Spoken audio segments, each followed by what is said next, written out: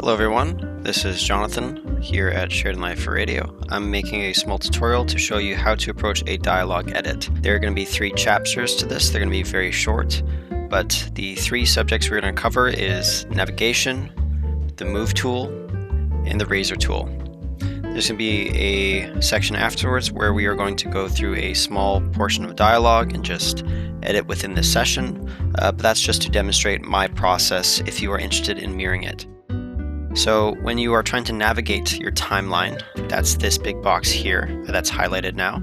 There are 2 axes to it, axes. There is your tracks and there is the actual timeline, so the progression of time. So when we are trying to zoom in on a specific segment inside of our timeline, we put our playhead. And I've noticed some of you using these zoom tools here on the bottom. I'd highly recommend against that just because you're having to constantly drag your mouse down and adjust your settings. Instead, what I would say is use minus and equals. It's on your keyboard. If you use those, they'll start to zoom in and out based on the position of your playhead. Very useful. So if I wanted to go to the beginning of my session, put my playhead, and I just hold down the equal sign. Very useful. Another thing you can do is if you're using the scroll wheel, you can put down a playhead and you can use Control plus your scroll wheel to zoom in and out. And I don't believe this is always contextual. Yeah, so what you can do is that if my playhead is all the way there, but really I want to look over here, what I can do is I can just put my cursor there and zoom right in and zoom right out. So that's Control and scroll wheel. Very useful. Something else you want to take notice of is the timeline windows. So up here at the top, there is a depiction of what our timeline looks like in a small little graphic. So you can see there's 2 blue lines. That's for these 2 blue clips here. So if I cut these up and then take these and drag these over, you can see now they're separated on this little depiction. So if I grab this, I'm just looking here. And what I can do is drag this over and now look at the other section. And on the ends of these, I can increase the scope of how I'm looking at my session. Drag it out so I can see both clips at once. Incredibly useful if you are having a difficult time finding where certain things have been put. On the right here, we can see a similar depiction, but this is for our tracks. Now we can use this to adjust the size of our track headers and the tracks themselves. We can also drag it up and down to go to different sections. So if I make this the exact size of 4 track heads, 4 tracks, I can drag this down to the next 4 tracks, and then to the next 4, and maybe just look at these next 2. And just adjust the size of that. So that's a way that you can navigate. Another way, and the way that I recommend, is just using your scroll wheel. I only use this if I'm really lost or if I've really messed up the controls. So instead, what I would recommend is just using your scroll wheel. So if you need to navigate up and down, you use the scroll wheel. But if you put your cursor over top of your track headers and you scroll, all of a sudden you are increasing and decreasing the size of your tracks. You can see that changing over on the right side too as I'm doing that. Something else you can do, if you don't want to move your cursor over to the track headers every single time you want to adjust the size of them, something you do is hold down Alt and then zoom in and out, and that will also adjust the height of your tracks. And another thing, if there's only one track that you want to look at a given point in time, move your cursor over to the track header, go to the bottom, that bottom seam of the track header. And what you can do is you can then drag that out and just look at that one track. And when you're done with that, you can either close it the same way you opened it, or you can use the same controls as before that we were using. So I just use the Alt scroll wheel. Alternatively, you can just put your cursor over here, scroll up and down, close it up. So that's another option that's available to you. We're going to move on to talking about the move tool. The move tool is incredibly important. There are many contextual controls available to you through the move tool. If you don't know how to access this tool, you can either go to the top left and click here. All your tools are available here. You can see there's the move tool, there's the razor tool we're going to talk about. But you'll notice that you can also press V to access the move tool. So I'd highly recommend, if you're on something like the razor tool and you want to switch to the move tool, don't bring your cursor here all the time. Just press V and you're there. So first thing you can do with the move tool, obviously, is move clips around. So if I click on a clip, I can then move it around. Very useful. So if I want to put these out of sync, I can do that very easily. By the way, if you want to erase any mistakes, just press Ctrl Z. If you press Ctrl Z and you didn't mean to, You can go ahead and access your history on this bottom left section and redo your mistakes, I guess. Anyways, little tangent. Okay, the next thing you do with the Move tool. If you click on a clip, you will notice two gray gradient boxes appear on the right and left side. These are your fade tools. Depending on whether or not you hold Alt, you can create a certain type of fade that you desire. You can also use Control to create another kind of fade. This is pretty sick. Cosine fade. You can also use Shift, which is another way you can do it. However, if you want to make kind of your own shape of fade, or just use the default sort of fade, you can just bring it in, and if you flex it up and down, you can actually change the way that that looks. And you can hold down Control, you can hold down Shift, and you can hold down Alt to also adjust the other side as well. So that's pretty useful. Here's my recommendation. If you have any clip inside of your session, my recommendation is that you fade the end. The reason why is to not get audio artifacts. If you don't know what an audio artifact is, that is an obnoxious popping sound that's created when you go from zero modulation to sudden modulation. If you don't know what that sounds like, imagine a guitar being plugged into an amp while the amp is on. That is what that is like. It is this obnoxious popping sound that will appear in your session, and you do not want to be hearing that. Okay, last tool for the Move tool. If I go to the end of clip around the middle, I will notice that all of a sudden it turns to a red bar with an arrow. And what this is the trim tool. So I can trim away the side of my clip. If I want to, I can go to, like, let's say I want to trim my clip all the way to this transient here.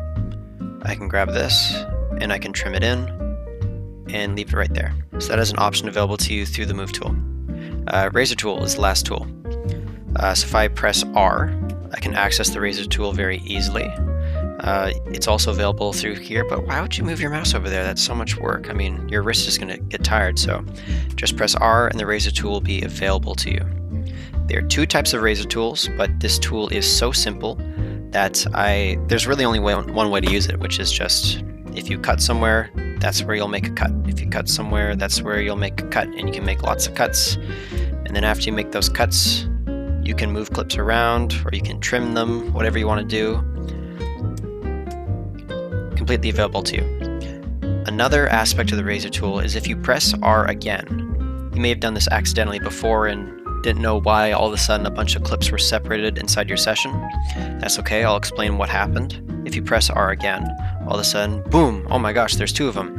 And you can cut through your entire session. This doesn't mean just cutting through like one or two tracks or what's available on screen.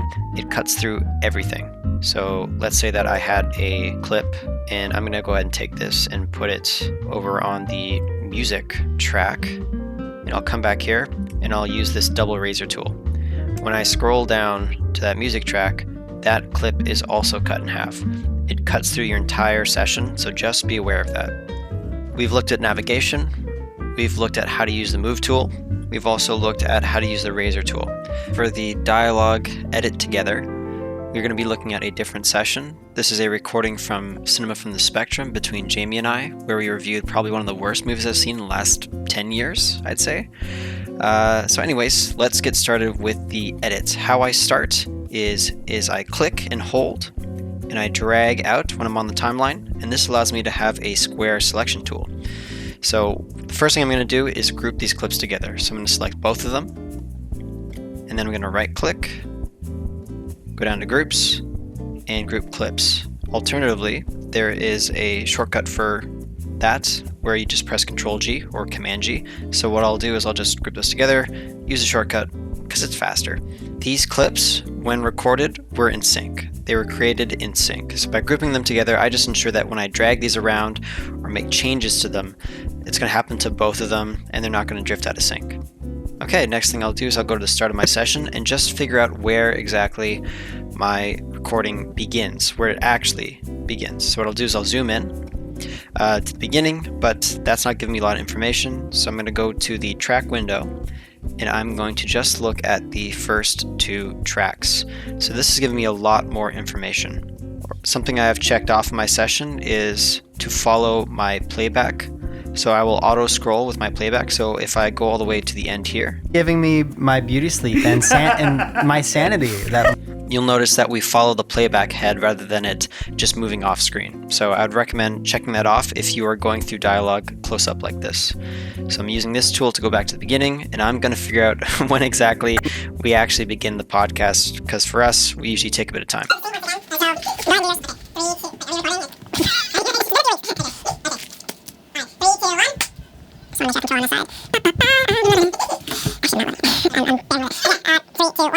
Hello, welcome back to Cinema from... Okay, so that's where the podcast actually begins. These are already grouped together, so I'm going to go to the end of this clip. And when I use the trim tool, I will automatically drag in both clips, and I'm just going to go to the end right here. Next thing I'm going to do is I'm going to make sure that I'm fading the ends of all my clips. I'm going to go right at the beginning, fade that in. So I'm once again using minus and equals to zoom in and out, using my playhead to direct where I'm zooming in and out from. And I'm just going to pay attention for the first moment that I actually want to cut out.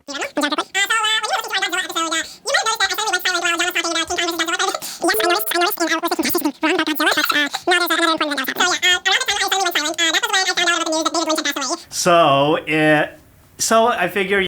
Okay, so there's our first flub of the episode. So what I will do is I'm going to move my playhead to the beginning of that mistake. I'm going to press equal to zoom in. I'm going to press R to bring up my razor tool. I'm going to make a cut before that giant so cut right there, and now these are separated. So I will then switch to my move tool. I'll press V, and I'm going to use the trim tool to get rid of that section. And I'm going to stop before I hit this next waveform, because what I want is for there to be a brief space so that way it sounds natural. So I'm going to use my move tool. I'm going to push these together. And something really cool, when you start to bring these clips together, they will actually crossfade. So you don't have to have them on separate tracks like in Pro Tools or something like that. It's just very easy. You can just mush clips together and it'll automatically create a crossfade. And there's still options available with this. You can change the shape of your crossfade, the length of it too. But I'm just going to use the one that was automatically made. And let me listen back to the crossfade that I created. Passed away. So I figured... Okay, that sounds pretty natural. I might even cut that down a bit more. So I figure, passed away. So... Okay, that sounds pretty good. So that is the process I go through when cutting dialogue for a podcast. I find a mistake in it. I zoom into that mistake. I use the razor tool to make a cut. I then use the trim tool in order to take away the mistake, and then I use the move tool once again to push the clips together and create a crossfade. And then I listen back to the edit that I made in order to make sure that it sounds natural and not doctored. So let's do one more example. We'll see when we find one.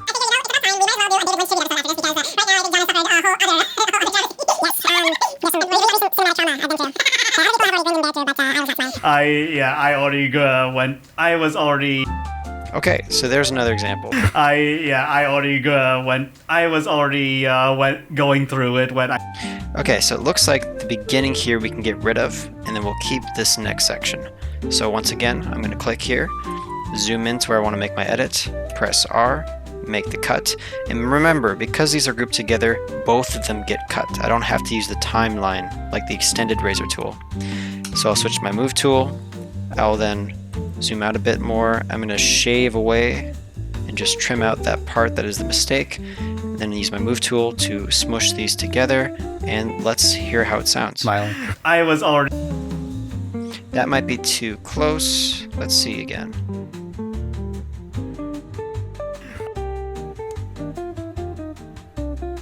Let's make these a little closer. Smiling. I was already...